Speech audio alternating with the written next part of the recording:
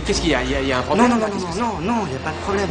J'espérais que tu serais peut-être en mesure de me donner une idée de l'évolution de l'économie de marché dans les colonies du Sud. Moi, je soutiens que, préalablement à la guerre révolutionnaire, les modalités économiques particulières dans les colonies du Sud pouvaient être définies avec justesse par les termes de pré-capitalisme agraire. C'est normal que tu soutiennes ça. Tu es un étudiant de première année, tu viens de finir le livre d'un petit historien marxiste, Pete Garrison probablement, et tu resteras convaincu jusqu'à ce que dans un mois tu lises James Lemon. Et là, tu soutiendras que l'économie en Virginie et en Pennsylvanie était animée d'un esprit d'entreprise tout à fait capitaliste, déjà en 1740. Et ça durera jusqu'à ce que l'an prochain, tu régurgites Gordon Wood et ses opinions sur la pré-révolution et son utopie et les effets bénéfiques au capital de toute mobilisation.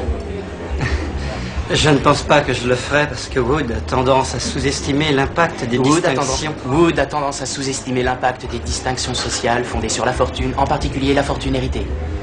Tu as lu ça dans Vickers? Travail dans le comté des sexes, page 98. Ouais, je l'ai lu aussi. T'allais nous régurgiter tous les bouquins, tu n'as pas une idée personnelle sur le sujet? Alors c'est ça ton truc, tu arrives dans un bar, tu délites d'obscurs passages de quelques bouquins et tu prétends que ce sont tes idées à toi.